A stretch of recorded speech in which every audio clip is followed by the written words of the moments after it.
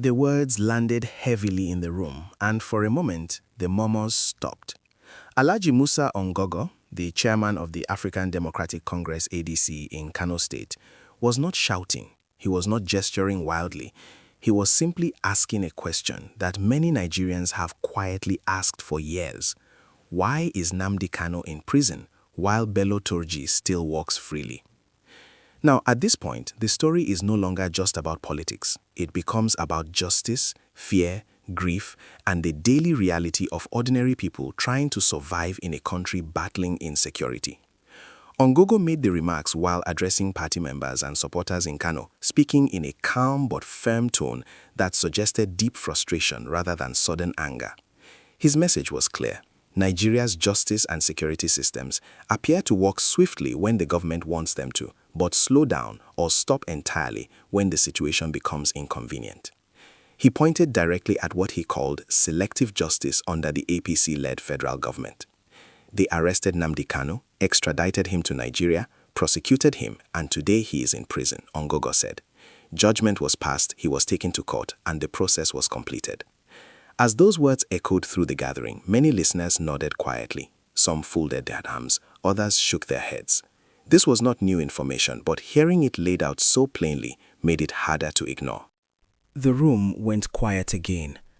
Outside political meetings and press statements, life in places like Shinkafi tells a darker story. Villages surrounded by forest paths where armed men move freely.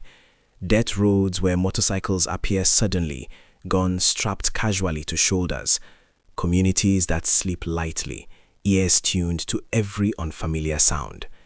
In many of these villages, nights are long and anxious. Mothers pull children closer. Fathers keep vigil with nothing but fear and prayer. Markets close early. Farms are abandoned. Schools sit half empty. Now imagine being one of those villages, hearing that a man accused of leading attacks on communities like yours is still roaming freely. This is the human side Ungoggo's words touched. He described the situation as painful and dangerous, warning that it sends the wrong signal to Nigerians and emboldens criminal elements across the country.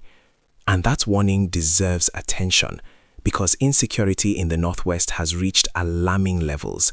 In parts of Zamfara, Katsina, and Kaduna, bandit groups are no longer hiding. They operate openly. They collect levies from villagers like unofficial tax collectors. They dictate movement. They decide who farms, who travels, and sometimes who lives. On the ground, residents speak in low tones. Some describe how armed men arrive on motorcycles in long lines, dust rising behind them like a warning. Others talk about ransom negotiations carried out through phone calls filled with threats and desperation. Now, at this point, the comparison Ungoggo made becomes unavoidable. If the government could track, arrest, extradite, prosecute, and jail Nnamdi Kanu, why has it been unable or unwilling to do the same with Bello Turji? Ungoggo's accusation was not wrapped in legal jargon. It was a straight question about fairness and political will. According to him, the uneven application of the law appears tied to political and regional considerations. He suggested that justice in Nigeria sometimes depends on who you are, where you come from, and how politically convenient your arrest might be. This is a dangerous perception, and Ungoggo knows it, because once citizens begin to believe that justice is selective, trust collapses. And when trust collapses, cooperation with authorities weakens. Communities stop sharing information. Victims stop reporting crimes. Fear replaces faith in the system. On the streets of Kano, reactions to Ungoggo's remarks spread quickly. In tea shops and motor parks, people debated his words. Some praised his courage for saying what others whispered. Others expressed frustration, saying politicians often talk but nothing changes. One trader at a local market put it simply, if they can bring one man from far away and jail him, why can't they catch someone everybody knows? That question echoed Ungoggo's message perfectly. But let's also be careful here. This story is not about defending one suspect or condemning another without due process. Ungoggo did not call for jungle justice. He did not ask for revenge.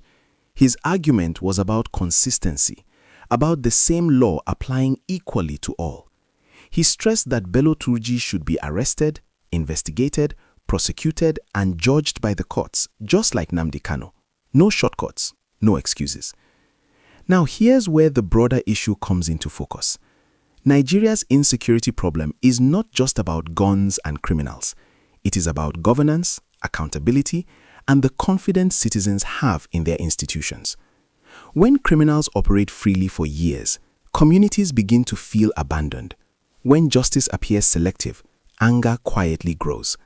And anger, when left unattended, turns into resentment. In the Northwest, many residents feel trapped between bandits and a state that seems distant. Security operations come and go. Military convoys pass through. Sometimes there are airstrikes. Then silence returns, and fear settles back in. Ungoggo's remarks reflect this collective exhaustion. He warned that allowing figures like Bello Turji to remain free sends a message to other criminal groups that the state can be challenged without consequence. It also risks normalizing violence, where armed groups become part of everyday life. Let's pause again and think about the victims.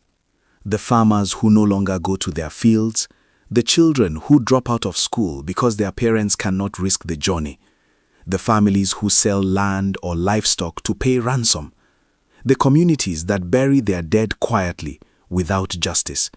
None of them chose this life, and none of them should feel that their suffering is less urgent than any political case. As Ungoggo concluded his remarks, the underlying message was clear. Nigeria must confront insecurity with fairness, courage, and consistency. The law must not appear selective, justice must not look regional, and security must not feel political. The solution, however, is not for the government alone. Community cooperation remains critical. Locals know the terrain, the paths, the movements. Trust between citizens and security agencies must be rebuilt. Information sharing must be protected. Whistleblowers must feel safe. Citizens are also encouraged to remain vigilant, cautious, and united. Panic helps criminals. Silence protects them. Awareness and cooperation weaken them. At the same time, leaders across party lines must continue to speak out, not just when it benefits them politically, but when communities are bleeding. Ungoggo's words may not change policy overnight, but they add to a growing national conversation about justice, security, and equality before the law. And that conversation matters. Because until every Nigerian believes that the law works the same way for everyone, whether separatist leader or bandit kingpin, the wounds of insecurity will remain open. As the meeting in Kano dispersed and people returned to their daily routines, one thing was certain. The question Ungoggo asked would not fade easily. Why does justice move fast for some and crawl for others? The answer to that question may determine not just the future of security in the Northwest, but the confidence Nigerians have in their country as a whole.